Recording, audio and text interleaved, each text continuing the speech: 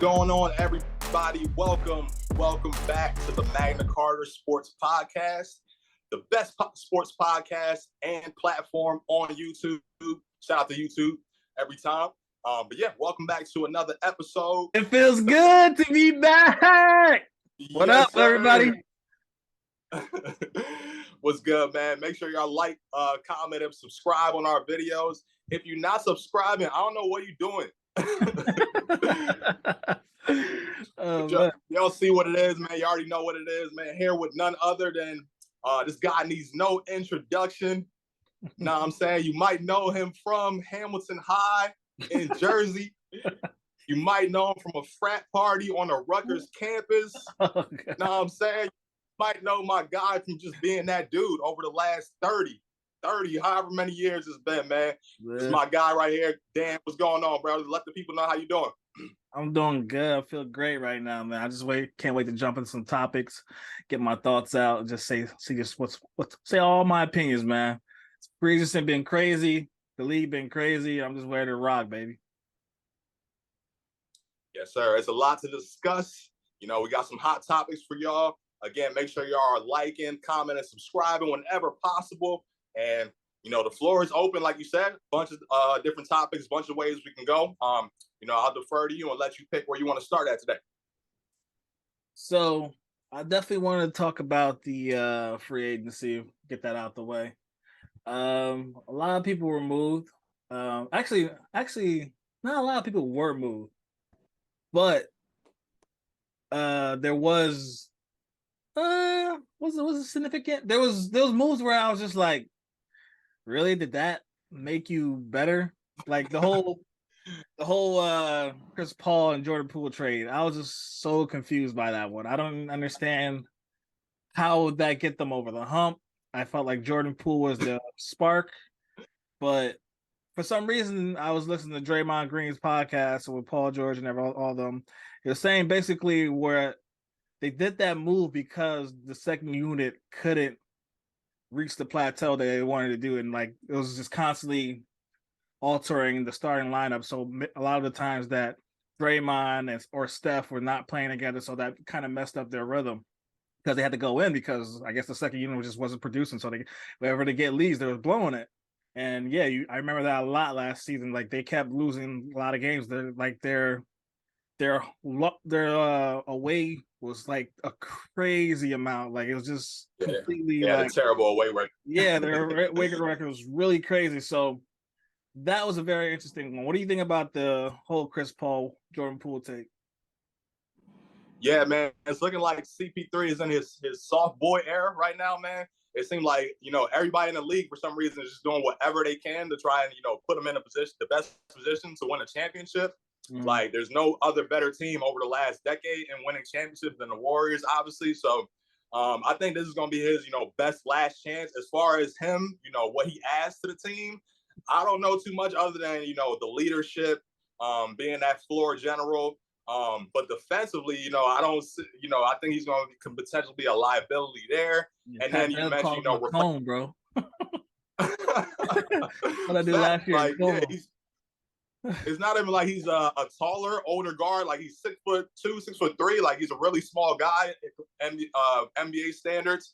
And then replacing the scoring of Jordan Poole too. I don't, you know, CP can still get buckets, but in terms of over the course of the season and then going into a playoff run, like I don't know if he's going to be getting the type of buckets that they would need to out of a, you know, potential backup point guard or second unit player.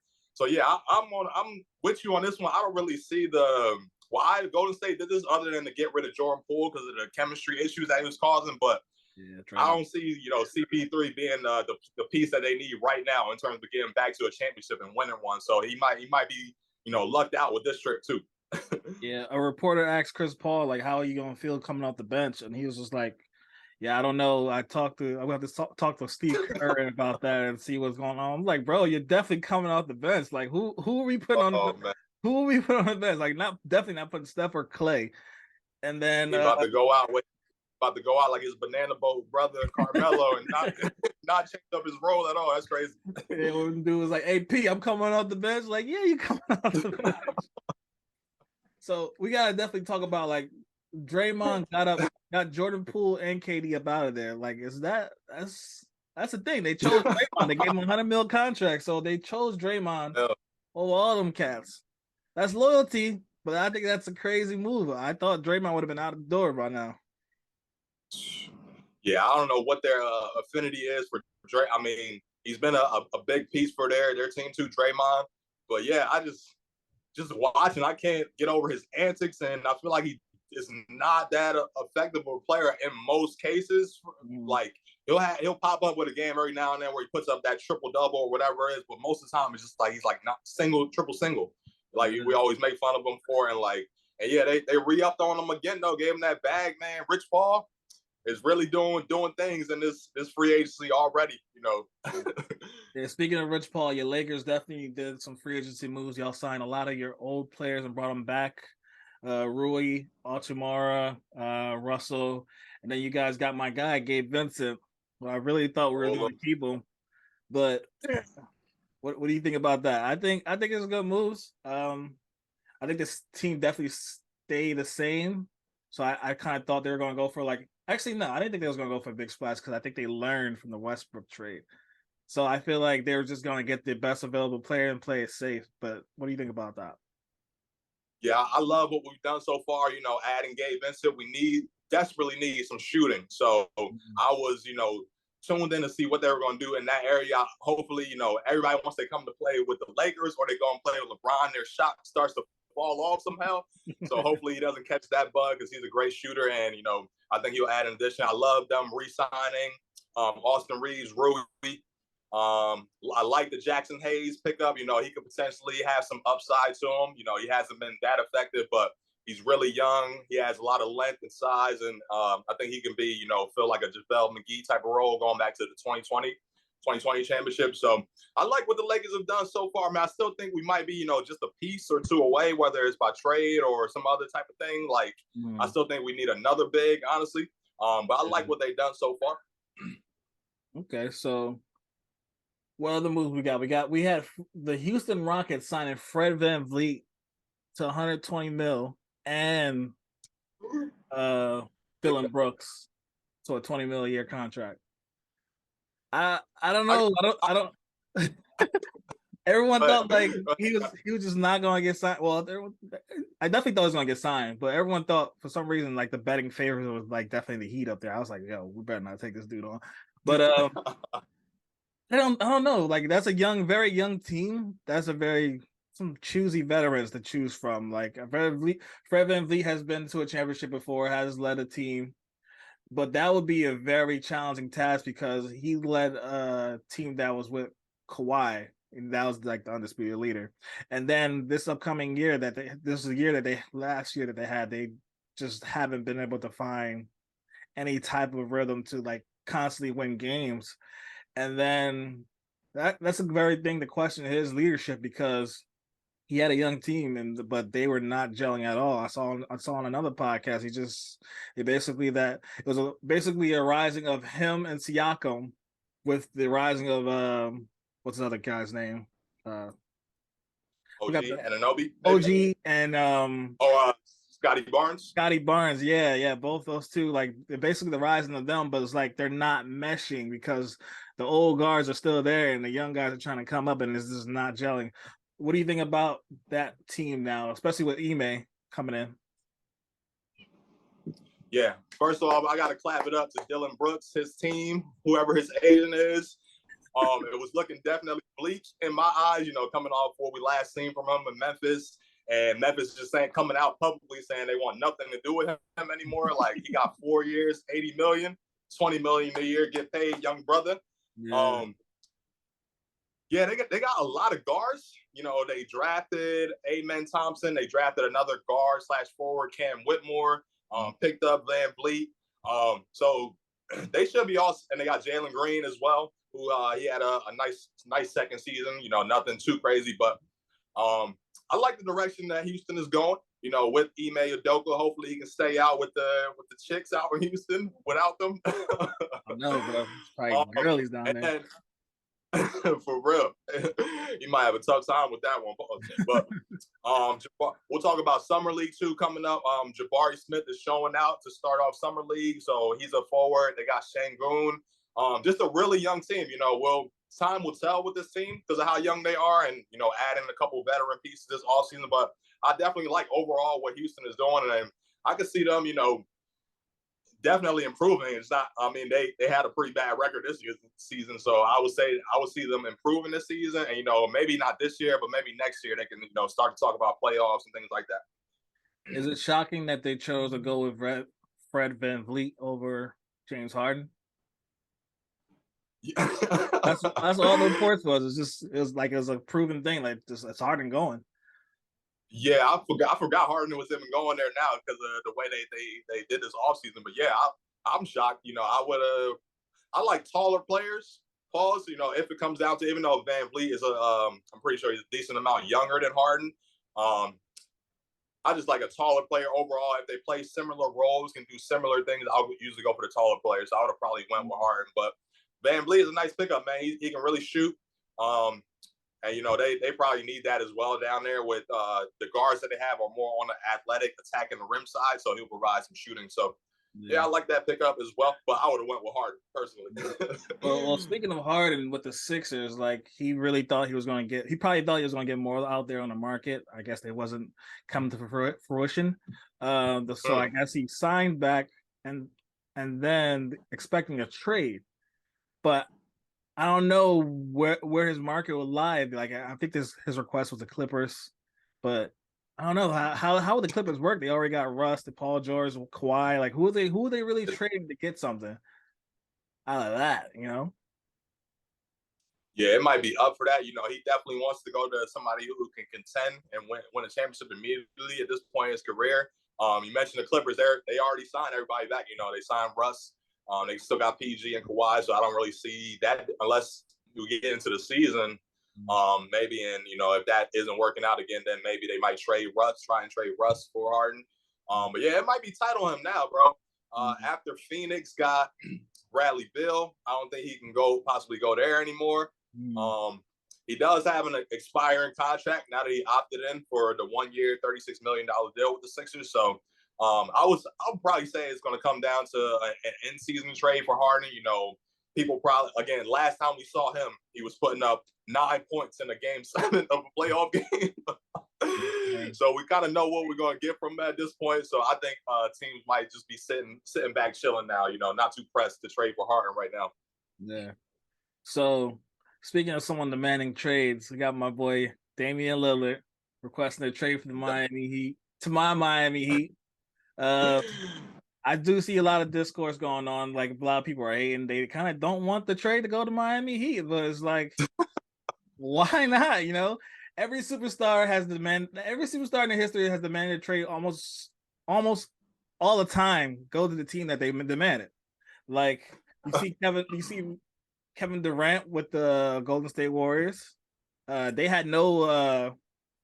had no space, no cap space, no nothing, and like a team worked with them to get him to Golden State Warriors. So it's not like an unknown thing that's happening.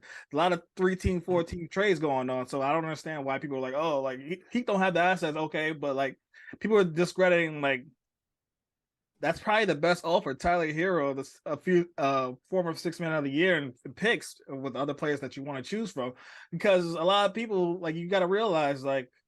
A lot of people do not want Damian Lillard, who's already 33, to be making $60 million when he's 36, as well as he already demanded that he wants to be in the Heat, and you don't want a disgruntled player, superstar, going to your team. That's the whole demand. Oh, he has no power, he has no leverage, but that is the leverage. Like the guy doesn't want to go to your team. Like get over it.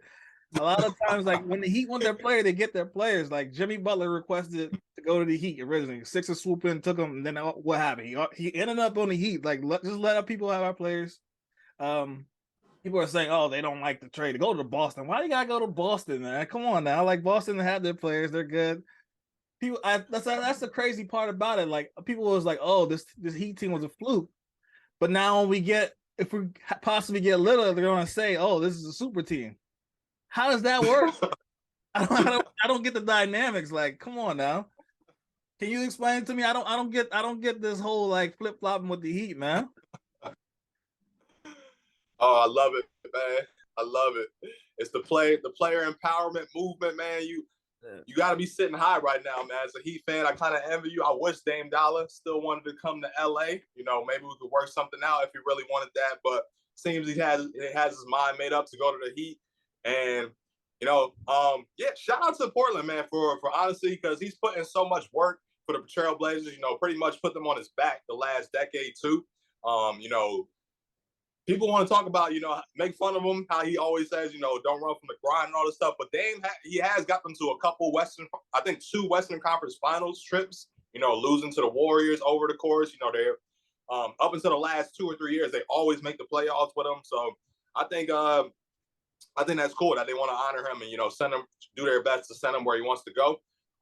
And we talked to Rich in our group chat and things like that. He was talking about a potential a third team coming in to maybe get the Blazers, a little bit more of what they want, whether it be, another star player or more picks. So yeah, it looks like he's going to end up there. Again, the players generally get what they want these days in the NBA, especially the superstar ones, which Dame is. So congratulations, my brother. And, hopefully y'all take care of him. Jimmy looks like he's ready. Pause. But it looks like that's going to be a pretty formidable, trio with him, Dame, Bam, and Jimmy down in Miami. So I'm eager to see that. I mean, I wouldn't celebrate yet because you never know what could happen with that front office because a lot of people, a lot of stuff can happen. But I feel like Dame gave his loyalty. He always preaching about not running from the grind and being loyal to this team. But it's like, are they really honoring it? Do teams really honor loyalty really in the NBA? No, because they trade you whenever they want. So it's like, why was Dame so loyal to this team? And then now he requests a trade because clearly you're not fielding a team around him. And then now you're stalling to do the trade. And there's reports coming out that they might wait until close to training season or the deadline next year. And it's like, come on now. Why are you doing that? That's your franchise player, scored the most points in your franchise history. The guy got tired of his franchise. You clearly drafted Scoot Henderson as a replacement because you don't draft a guard and give him double zeros, which is very close to Damian's number. And then that's the wildest stuff. and then try to say oh yeah, we're trying to keep you. That's different, man. Come on now. So I just feel like it should have been a more smoother transition. I really don't know where it could go. I hopefully that we do get Dame, but I don't know. I can't just celebrate yet, I feel you. Nah, that's really crazy that they did that. That the franchise did that, and that Scoot Henderson will want that too. Double zeros, that's the same thing, bro. I get it's a different number, but still the same thing. Bro, how can two players wear zero both on the same court? But yeah, that's crazy to me that they did that. But yeah, it's pretty much shows the writing on the wall. They are going to move Dame and usher in a new generation with Scoot, Anthony Simons, Shaedon Sharpe, again, balling out in his second summer league, dunking on everybody. They re-signed Jeremy Grant. So, yeah, anything still could happen. For me, again, if I was Portland, I would just want the best value for my team. Again, it is a business. Like we talk about, these teams, they do whatever they want. CP3, he was traded. He didn't even know he was on a plane, apparently. And so, yeah, for me, I think there are some other better deals out there personally. But I like and I want them to, honor what Dame wants and just so he can get the best chance to, win a championship and compete too. So, even though, again, I think there might be some better trade value out there, but I think he's going to end up on the Heat. So I got a question for you. What would be the most surprising contract this all season? Would it be Jeremy Grant, 5 years, $160 million, or Russell Westbrook, 2 years, $8 million? Yeah, Russ took the short by far. I'm gonna go with Russell, man. What he's done in the league and I think he still can provide. Yeah, that's crazy. But staying in LA, I think was the main goal for him. He started off last season with the Lakers, went to the Clippers, and he's an LA kid. that's definitely still the most surprising for me though. Just that he for $8 million for Russ, that's kind of crazy. What do you think? I definitely was. I was shocked that someone got him for they got him for so cheap. Like it's not even like a hometown discount. That was just like, bro, here. Pennies. Yeah, like Yeah. 10 cents. Like, did he not get any other offers, or was he just wanted to stay home? I guess maybe that's what it was. He didn't want to move his family again. But I was like, could the writing be on the wall soon? Like this is kind of like the twilight of his career. Because I feel Yeah, like that's absurd. 4 million a year. Like when Cats is out here getting 30, like Jeremy Grant's getting 32 for being wanted by Dame or something like that, or just a 3D player. Like that's crazy to me. Yeah, cats don't put in the work like Westbrook, and still putting up numbers. Whenever he gets the opportunity, he still missed a triple double. Still can get you, a bucket. He has his flaws, of course. But yeah, it's 2 years, 8 million is just absurd. Like I want to know what the negotiation was on that. Was he literally like just told his agent like, yeah, I'll just take whatever, bro. I'm not leaving here, or like is that what the Clippers offered him? And like you said, nobody else was offering him, so absurd. I feel bad, but I'm not really a Westbrook fan of him, but I still feel bad about that. I feel like he's coming off making 47 million last year alone. So and he's made he's had $200 million contracts in the NBA too. So he's not missing out, but it was crazy to see that scroll. I'm like, what, 8 million for 2 years? What? It is what it is. That's just the nature of the game, man. The business. Got any other free agency thoughts? I think that's pretty much the gist. I think we covered most of the bigs. Let me think if I can think of anything else. Yeah, there wasn't really. I like what Milwaukee did, bringing back Middleton, and they brought back Lopez as well, so they get the running back. I think they still have something, left in the tank after their championship.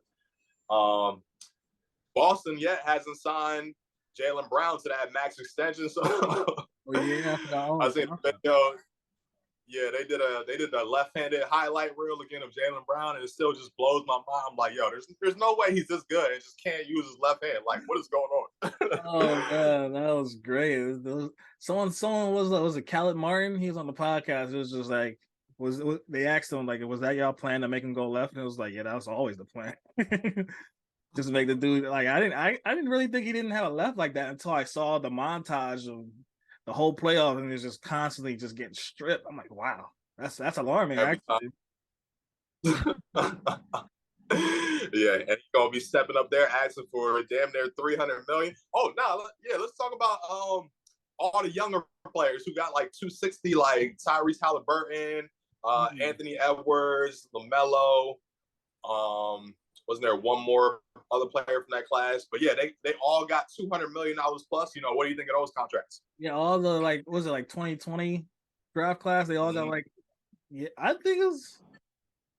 think their teams, they're all on teams that are not very free agency or star driven, that where they can't acquire talent. So teams pretty much have to give these guys like the contract that they want, because you want to keep those stars or up and coming players. The best possible person to live up to that contract is Anthony Edwards, I think. But Halliburton is pretty much a star, but I don't see that much from LaMelo. Like he's good, but I don't know if he really moves the needle in any kind of way. Maybe he just needs more talent around him. He definitely has the eye out there. He definitely drops dimes. He does all that good stuff. He shoots threes, but I don't think he was a very high percentage. But you have to definitely see him with more talent to see if he can lead a group. He might still be a little bit immature right now and still not in the veteran echelon. And right now you got other people where it's like Anthony Edwards, the clear head on the snake up in Minnesota. Halliburton is the same way.